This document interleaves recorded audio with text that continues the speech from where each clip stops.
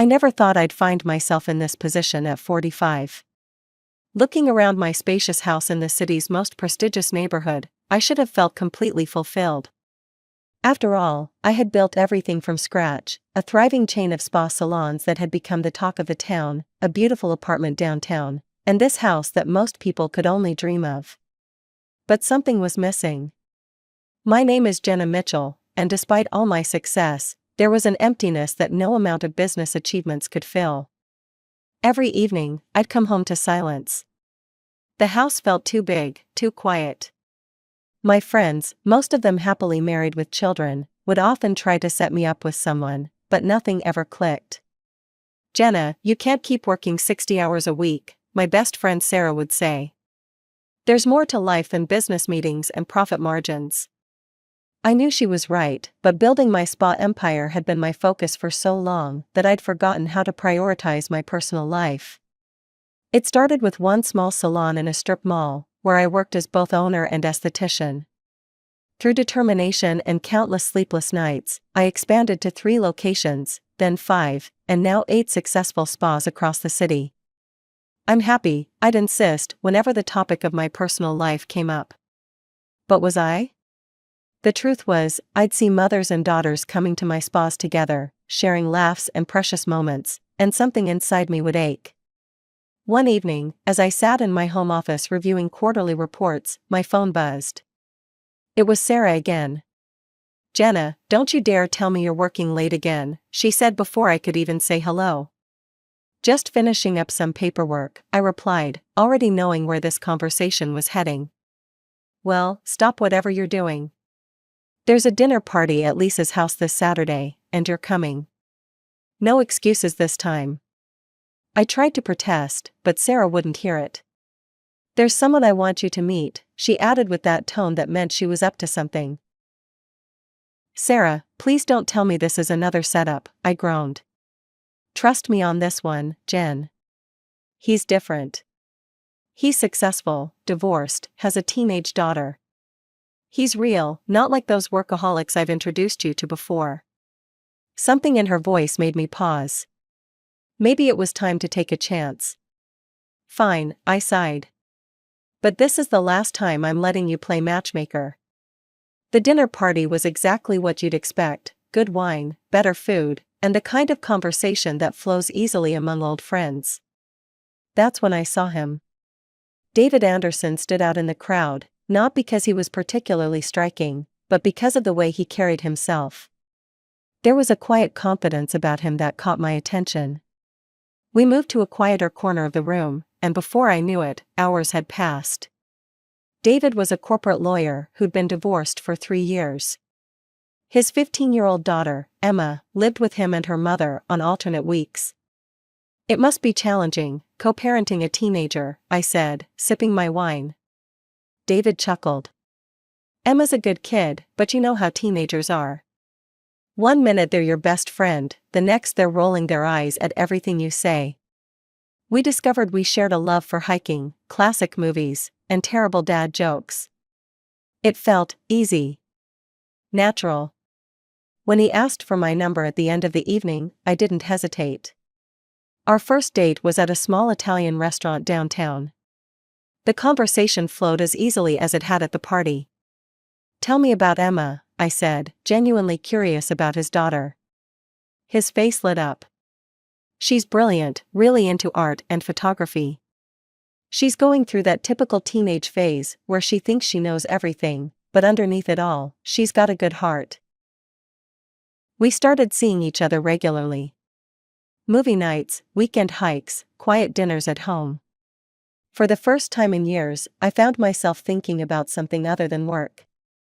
The topic of meeting Emma came up naturally after a few months of dating. "I think she'd like you," David said one evening as we walked through the park. "She's been asking about you." I felt a flutter of nervousness. "Are you sure it's not too soon?" "Jenna, we've been dating for 4 months, I think it's time." The meeting was arranged for the following weekend. Emma would come to one of my spas first, then we'd all have dinner together. I spent hours making sure everything would be perfect.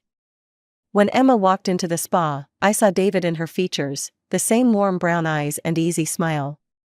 She seemed shy at first, but as I showed her around the spa and introduced her to the staff, she began to open up. "This is so cool," she said, looking around the treatment room. "Dad said you own all of these?" 8 locations now, I replied, trying not to sound like I was bragging. "Would it be okay if I tried some of the treatments?" she asked hesitantly. I smiled and handed her a VIP membership card. "Consider this a welcome gift." Her eyes lit up, and for a moment, I saw the child beneath the teenage exterior. "Really? Thank you." That evening at dinner, Emma couldn't stop talking about her spa experience. David caught my eye across the table and smiled, and I felt something shift inside me. Maybe, just maybe, this could work. As the months passed, our relationship deepened. David and I fell into a comfortable rhythm, and Emma seemed to genuinely enjoy spending time with me. She'd stop by my spas regularly, sometimes bringing her friends, and we'd have long conversations about school, boys, and her dreams for the future. One evening, about a year into our relationship, David and I were having dinner at my house when he suddenly became serious. "Jenna," he said, reaching across the table to take my hand. "This past year has been amazing. You brought so much joy into my life, into our lives. I love you, and I want to spend the rest of my life with you. Will you marry me?" The ring he pulled out was simple but elegant, just like our relationship. Tears welled up in my eyes as I nodded. "Yes, absolutely yes." We decided on a simple ceremony at City Hall, with just immediate family present. When we told Emma, her reaction wasn't quite what I expected. "But why can't we have a big wedding?" she protested. "I wanted to be a bridesmaid. Everyone at school talks about their parents' weddings." I pulled her into a hug. "Sweetie, you have your whole life ahead of you. Your wedding can be as big and beautiful as you want it to be." After the wedding, David and Emma moved into my house. I had the best room in the house redecorated for Emma, letting her choose everything from the paint colors to the furniture. She seemed thrilled with her new space, and for a while, everything was perfect. We traveled together, tried new restaurants, and spent cozy evenings watching movies. Emma would often join me in my home office, doing her homework while I worked on spa business. It felt like the family I'd always wanted. But there was one dark cloud in our otherwise sunny sky: David's ex-wife, Karen. From the moment we met, she made it clear that she didn't approve of me. She wouldn't even speak to me directly when she came to pick up Emma, instead sending messages through David or Emma. "Your mother seems intense," I said to Emma one day after a particularly cold exchange. Emma shrugged. "She's just protective. She keeps track of everything she spends on me to show Dad she contributes more, down to my monthly supplies. She has spreadsheets." I found this obsession with money strange, but I kept my opinions to myself. After all, Karen was still Emma's mother, and I didn't want to cause any tension. The first signs of trouble were subtle. I noticed Emma paying more attention to price tags when we went shopping. She'd make comments about how much I spent on myself versus what I spent on her. At first, I brushed it off as typical teenage behavior, but it started becoming more frequent and more pointed. One day, I caught her going through my closet, examining the labels on my clothes. "Emma, what are you doing?" She jumped, looking guilty. "Just looking, that's a nice dress." "How much did it cost?" "That's not really appropriate to ask," I said gently. "Is something bothering you?" She stormed out without answering. Later, I tried to discuss it with David. "Honey, I'm worried about Emma's fixation on money," I said as we got ready for bed. David waved it off. "She's a teenager, they all go through phases. This feels different, it's like she's keeping score." "You're overthinking it," he said, kissing my forehead. "Everything's fine." But everything wasn't fine. The situation came to a head during Emma's senior year. One evening, she spread college brochures across our dining room table. "Look at these programs," she said excitedly. "This one's in New York, and this one's in California. I looked at the brochures, all prestigious private colleges with astronomical tuition fees. Have you considered some more affordable options? I asked carefully. Emma's expression changed instantly. Why would I need to? You're rich, you can afford these schools. I looked at David for support, but he just nodded. Of course you'll help with Emma's education, right, honey? The presumption in their voices stunned me. We need to look at all options, I said firmly, not just the most expensive ones. We need to consider Emma's academic abilities and our budget. Emma's reaction was explosive. She swept the brochures off the table, sending them flying. You're just being greedy. You have all this money, but you won't help me? Emma, please calm down, I tried to reason with her. Money doesn't grow on trees, I work hard for what I have. I'm going to Mom's, she screamed, running upstairs. Minutes later, she came down with a packed bag and stormed out to a waiting taxi. After she left, David turned on me. You were too harsh with her, she's just a teenager with dreams. Dreams need to be realistic, I argued. And since when is it automatically assumed that I'll pay for everything?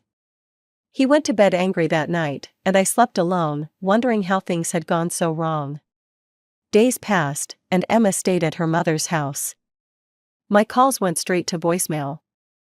One evening, as I was walking past David's home office, I heard his voice, unusually serious and low. I wasn't one to eavesdrop, but something in his tone made me pause. Daddy, you have to make her pay for my college, Emma was saying, her voice clear through the speaker. Put pressure on her.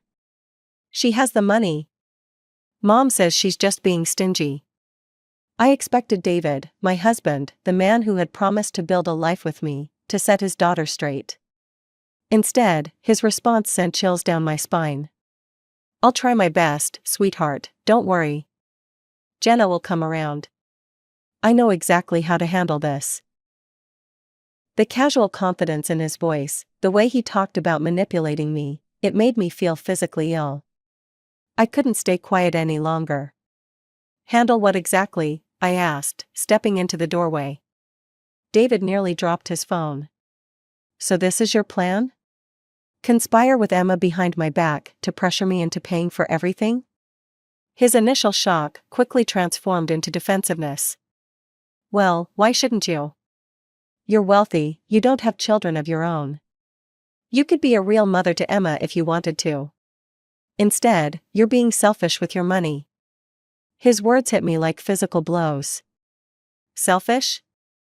For not wanting to be manipulated and pressured? For expecting my husband to discuss major financial decisions with me instead of plotting behind my back.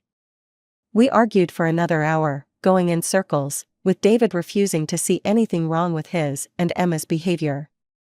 Finally, I stormed out of his office, tears of frustration burning in my eyes. I'm sleeping in the guest room tonight, I announced. I can't even look at you right now. I barely slept that night, my mind racing with thoughts of betrayal and manipulation. The next morning, David left for work early, barely speaking to me. I was sitting in my home office, trying to focus on work, but failing miserably, when I heard the front door open. Emma was back. I found her in the kitchen, acting as if nothing had happened, making herself a sandwich. My hands were shaking as I confronted her. I overheard your conversation with your father last night, I said, keeping my voice steady despite the emotions churning inside me. Would you like to explain why you're trying to manipulate your father into pressuring me? She turned to face me, and I was shocked by the calculating look in her eyes. Gone was the sweet teenager I thought I knew. You're not my mother, she said coldly. You can't demand explanations from me. No, I'm not your mother, I agreed, fighting to keep my composure. But I am your father's wife, and this is my house. I deserve basic respect, Emma. What she said next made my blood run cold. Fine, let's talk about respect, she said, setting down her sandwich and folding her arms. I'll call you Mom and treat you with all the respect you want if you pay for my college and give me $2,000 monthly allowance. That's fair, isn't it? I stared at her, hardly recognizing the girl in front of me. The manipulation was so blatant, so calculated, it took my breath away. A laugh escaped me, a sharp, bitter sound. "Are you actually trying to sell your affection to me?" "I'm being practical," she replied, her face hard. "You have money, I need money. You want a daughter, I need a mother who can provide for me properly. It's a win-win." "I'm not buying your love, Emma," I said, my voice breaking despite my efforts to stay calm. Her face contorted with anger. "You're just a childless old woman who'll die alone. Mom was right about you, you're nothing but a miser who hoards her money instead of helping family." In that moment, everything became painfully clear. Karen's influence had poisoned Emma's mind, turning her into a manipulative, money-obsessed version of herself. The realization felt like ice in my veins. I hadn't just lost my stepdaughter, I'd never really had her to begin with. When David came home that evening, I was waiting in the living room. My hands were clasped tightly in my lap, knuckles white with tension. I'd spent the afternoon alternating between crying and feeling numb, but now I was ready to confront him. "We need to talk about what happened with Emma today," I said as he walked in, still loosening his tie. His expression immediately hardened. "What did she do now?" The defensive tone in his voice, automatically taking Emma's side before even hearing what happened, made my stomach clench. I recounted the conversation with Emma, her attempt to essentially sell her affection, the cruel insults she'd hurled at me. His response shocked me even more than his daughter's behavior. He ran his hands through his hair in frustration and exploded, "I'm so tired of your complaints about Emma. Every single day, it's something new.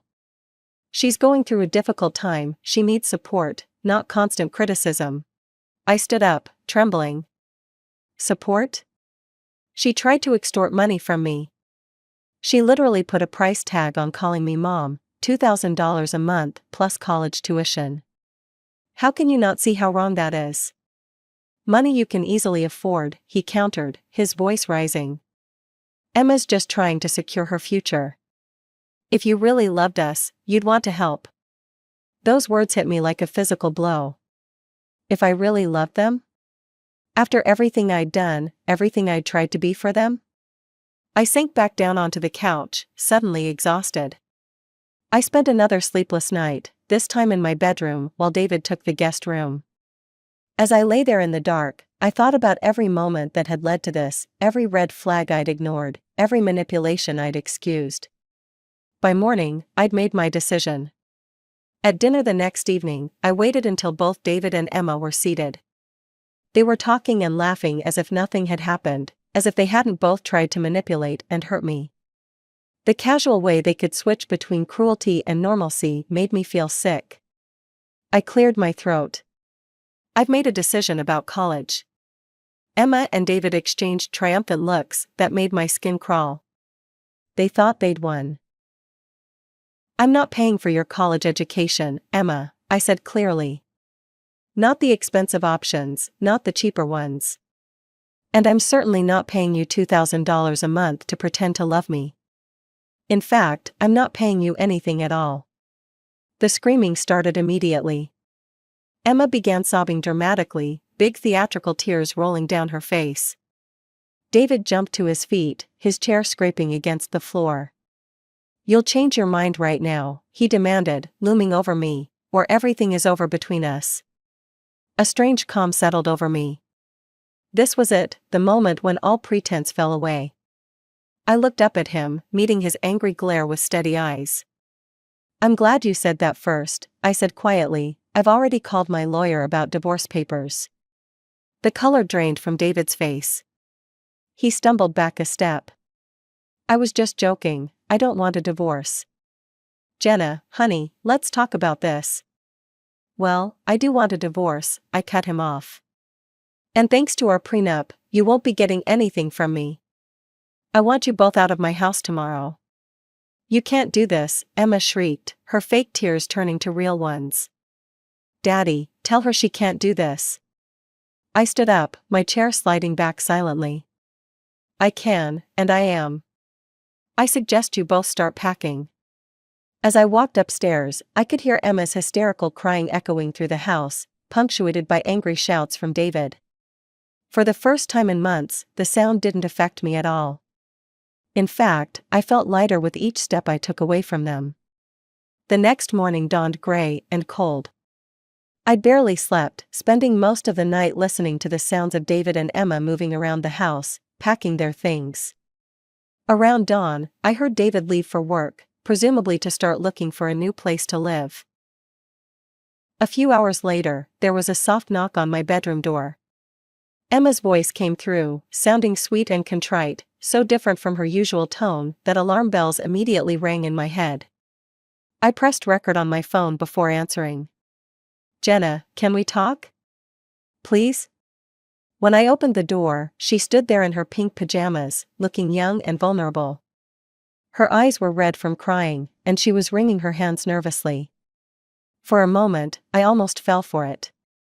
"I need to tell you something," she said, perching on the edge of my bed like she used to do when we first became family. "It was all Mom's idea, everything. She told me to demand the money and expensive college. She said you'd give in if I pushed hard enough, that rich people always do." I watched her performance with a mixture of disgust and fascination. She was good, the trembling lip, the occasional tear, the way she glanced up at me through her lashes. How many times had I fallen for this act before? "Mom said," she sniffled, "she said that you were probably lonely and desperate for a family, that you'd pay anything to keep us. But I'd been thinking all night, and I feel terrible about what I did." She reached for my hand. I pulled away. "I've thought about it," she continued, her voice taking on an eager edge, "and I have a new proposal. I'll stop talking to Mom completely, cut her out of my life entirely, if you'll still pay for college. Any college, not just the expensive ones. And maybe just $1,000 a month instead of $2,000. That's reasonable, right?" The disgust I felt must have shown on my face because she quickly added, "I really mean it this time. I'll be the perfect daughter. I'll help with your business, I'll spend holidays with you instead of Mom, everything." I stood up, needing to put physical distance between us. "So you're willing to abandon your mother for a lower price? Do you even hear yourself, Emma? You're literally trying to sell your relationship with your own mother." "But..." "No," I cut her off, "there are no buts. Get out of my house, Emma. You and your father need to leave today. I don't care where you go, but you can't stay here." She fled in tears, slamming doors as she went. By afternoon, they were gone, neither of them saying goodbye. I walked through the empty house, finding small signs of their hasty departure, a forgotten sock under the bed, a half-empty bottle of shampoo in the shower, Emma's college brochures still scattered across the dining room floor. A few days later, my phone rang, Karen's number. I almost didn't answer, but something made me pick up. "Karma has worked," she crowed, her voice dripping with satisfaction. "Your marriage is over. You'll die alone, just like I said. I knew you weren't good enough for them." I waited for her to finish her gloating, then said sweetly, "I have a surprise for you, Karen." I sent her the audio recording of Emma offering to cut ties with her for money. She called back immediately, her voice shrill with panic. "That's fake. You edited it, Emma would never." "She would, and she did," I cut her off. "You raised her to be this way, Karen. You taught her to see relationships as transactions, to measure love in dollars and cents. Now you get to live with the results of your parenting. I hope you're proud." I hung up before she could respond, blocked her number, and poured myself a glass of wine. For the first time in days, I smiled. It wasn't a happy smile, exactly, but it was real, I was free. The divorce was quick, thanks to the prenup. David didn't contest anything, he couldn't. I heard through mutual friends that Karen had a massive falling out with Emma after hearing the recording, refusing to help with college at all. Sitting in my quiet house now, I feel at peace. The emptiness I once feared is now a blessing. My spas are thriving, I've started traveling more, and I've remembered who I was before I tried to force myself into a ready-made family. Sarah called recently, apologizing for introducing me to David. "Don't," I told her. I learned valuable lessons from this experience. Sometimes what looks perfect on paper turns out to be anything but perfect in reality. Sarah was quiet for a moment. Have you heard anything about them? No, and I don't want to, I replied honestly. That chapter of my life is closed. Looking back, I can see all the red flags I chose to ignore. The way Karen obsessed over money, how David never really stood up to either his ex-wife or his daughter, Emma's gradual transformation from a seemingly sweet teenager to a manipulative young woman. But I don't regret the experience. It taught me that being alone doesn't mean being lonely. My business continues to expand. I've opened 2 new spa locations in neighboring cities, and I'm considering franchising opportunities. My life is full of work I love, friends who genuinely care about me, and the freedom to make my own choices without emotional blackmail or financial manipulation. Sometimes, when I'm having dinner with friends or working late at one of my spas, I think about Emma and hope she eventually learns that love and respect can't be bought. But those thoughts are becoming rarer. I've moved on, focusing on my own happiness and success. As I walk through my quiet house now, I no longer feel the emptiness I once did. Instead, I feel gratitude for the life I've built and the wisdom to protect it. Sometimes the family you think you want isn't the life you actually need. I learned that lesson the hard way, but I'm stronger for it.